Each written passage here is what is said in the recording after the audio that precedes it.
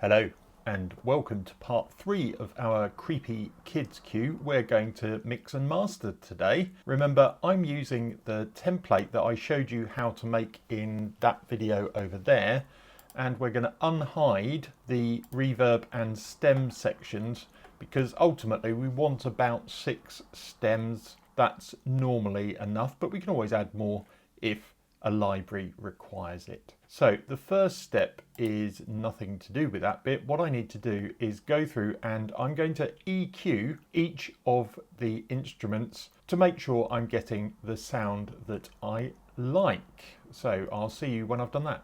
Okay, so there are the EQs. They're mainly high or low cuts, but a few little boosts in a few places. I've tended to leave the percussion alone. That tends to work quite well depending on the library you're using. And the next step is to organize these from top to bottom in groups, possibly about 6 of them, so that we can see what's going on. And to help that, I'll also be color coding them as well.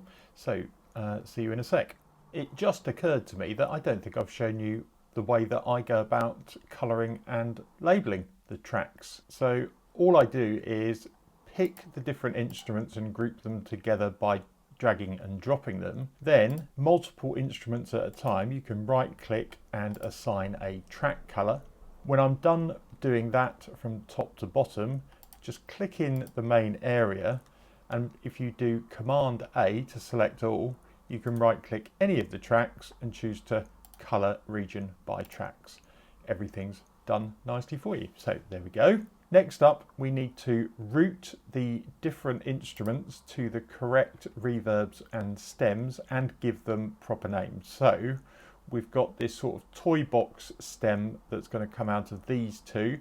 We've got a bass stem that's going to come out of those two, and they're all going to have reverbs assigned to them, but I'm not going to actually put any reverb on to start with. I just want to make sure I can get them all coming out of the different stems. So see you when that's happened. Okay, just for interest, I'll just show you doing the last stem. So I select the 4 tracks in this case. Instead of them going to the stereo out, I need them to go to the FX stem. So that's the output, but I'm also going to give them a reverb as well. So the FX reverb goes on the send. I'm now going to go through and adjust any of these send levels depending on what I want. And remember, you need the stems in input monitoring mode to be able to hear anything now, because nothing is going to the stereo out. Okay, see you when I've added some reverb. So you can see I've added different amounts of reverb. Some channels didn't need any. The string murmurations have got a fair bit on, along with some of the high and mid percussions, but if it doesn't sound right, don't use it. All I need to do now is create the stems. So what we're going to do is take everything out of input monitoring, put it into record mode, press the record button, and watch the stems come out. Hooray! I've got my 6 stems. I've popped in a MIDI region here with a automated fade out on the stereo out.